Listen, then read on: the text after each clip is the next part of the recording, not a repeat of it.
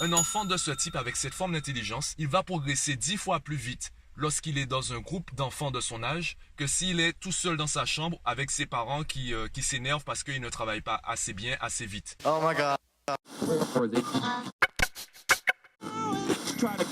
Viens, je t'explique.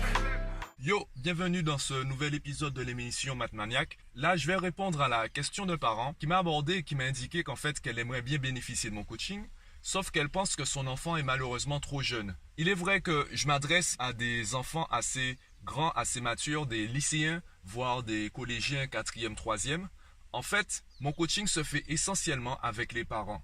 Plus l'enfant est jeune, plus mon coaching va s'adresser à ses parents. Lorsqu'un enfant est en bas âge, en fait lorsque l'enfant est assez jeune, il a du mal à prendre conscience de tous les paramètres, de toutes les contraintes qui s'imposent à lui. Il aura du mal également à se lancer, à mettre en place les bonnes actions et surtout à les réaliser, à les mettre en pratique pour atteindre ses objectifs. Il va comprendre tout ce qu'on va lui dire.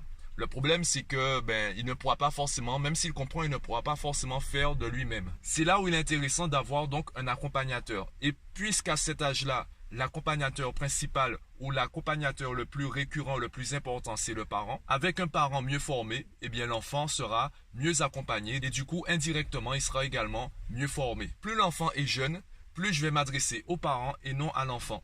En donnant aux enfants un environnement de travail efficace et adapté à leur façon d'aborder les choses, ils vont donc mieux s'habituer au travail, prendre du plaisir à travailler, identifier rapidement les bonnes méthodes de travail et ils vont donc progresser beaucoup plus rapidement. Donc, si tu penses que ton enfant est trop jeune pour bénéficier de mon coaching, eh bien dis-toi que c'est toi qui vas être coaché et non ton enfant. Il y a beaucoup de parents qui me contactent et qui pensent que je vais prendre en charge leur enfant seul dans mon coin, que je vais faire un tour de magie et que l'enfant va tout de suite devenir autonome, motivé, méthodique, etc. Je ne pourrais pas faire grand-chose si à la maison ça ne suit pas. En fait, ce n'est pas l'enfant qui change, c'est toute la famille qui change. Il y a des habitudes qui doivent être modifiées. Lorsque je fais des points avec les parents dont je suis les enfants sur donc mon suivi trimestriel, je discute avec eux de la façon dont la famille vit son quotidien. Pour te donner un exemple, j'ai rencontré récemment une famille et tout de suite dès notre premier rendez-vous, je leur ai donné toutes les méthodes qu'il faudrait appliquer à la maison. Pourquoi? La meilleure chose qu'ils pourraient me dire finalement à la rentrée, c'est que finalement ils n'ont pas besoin de moi car ils ont appliqué les méthodes et ils se sont rendus compte que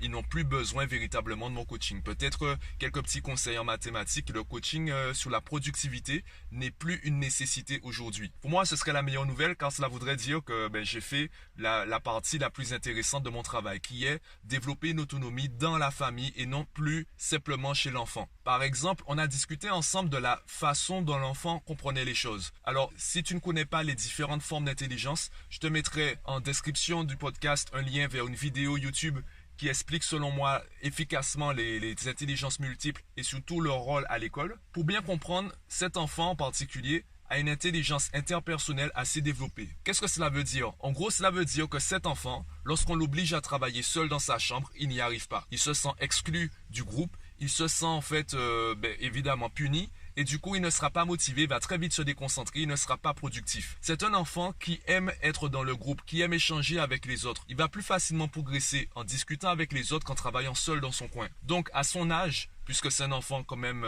assez jeune que j'ai rencontré, à son âge il est beaucoup plus intéressant de créer un petit groupe avec des enfants de son âge et de faire par exemple le samedi des après-midi goûter révision. Chacun va amener un petit goûter, un gâteau, etc. Il faut simplement un adulte pour être sûr que les enfants continuent à travailler. Et ils vont entre eux-mêmes s'organiser pour travailler ensemble. On va peut-être les accompagner au début pour qu'ils puissent prendre les bonnes habitudes rapidement. Ils vont se mettre à travailler ensemble. Ils vont faire des pauses. Ils vont peut-être jouer aux jeux vidéo. Ils vont peut-être jouer au foot. Ils vont peut-être simplement manger. Ils vont se reposer, regarder la télé, etc. Donc, les aider à organiser le temps et organiser également ce type d'événement. Un enfant de ce type avec cette forme d'intelligence, il va progresser 10 fois plus vite lorsqu'il est dans un groupe d'enfants de son âge que s'il est tout seul dans sa chambre avec ses parents qui s'énervent parce qu'ils ne travaillent pas assez bien, assez vite. C'est ça l'intérêt d'identifier la personnalité de l'enfant. En discutant avec lui, on s'est rendu compte effectivement qu'il est beaucoup plus intéressé par le groupe que par l'activité en elle-même. C'est un enfant qui va par exemple aimer le foot, non pas pour le foot, il n'aime pas spécialement le foot.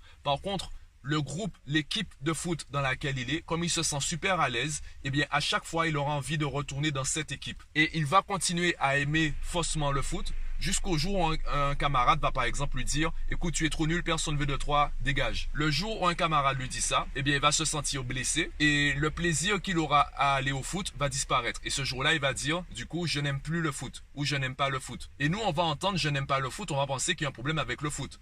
Sauf qu'à la base, le foot n'a jamais été intéressant dans l'équation. Ça n'a jamais été quelque chose d'important. Ce qui était important, c'était le groupe. Et comme ça ne se passe plus très bien avec le groupe, l'enfant veut changer de groupe. Les enfants apprennent à peine à utiliser, à trouver les bons mots. Ils découvrent à peine un nouveau style de communication, l'utilisation des mots. Donc leur demander de communiquer ou se fier uniquement aux mots qu'ils emploient pour communiquer, eh bien c'est se limiter dans la communication et c'est passer à côté de beaucoup de messages intéressants. Un enfant qui a une intelligence interpersonnelle et qui dit je n'aime pas le foot, ben ce qu'il dit c'est que le groupe dans lequel il prenait du plaisir a changé. Aujourd'hui, il ne prend plus du plaisir. Comme il n'est plus épanoui dans cette équipe, il veut changer, soit d'équipe, soit de sport carrément. Donc en fonction de la personnalité de l'enfant, une approche différente. Et ça, peu importe l'âge de l'enfant. Plus l'enfant est jeune et plus il est intéressant de créer rapidement un environnement de travail, un environnement sain qui l'aide à se développer personnellement, aussi bien sous le plan en fait intellectuel que sous le plan émotionnel, qui lui permettent de s'épanouir pour qu'il puisse prendre du plaisir à travailler. Donc même si ton enfant est en bas âge,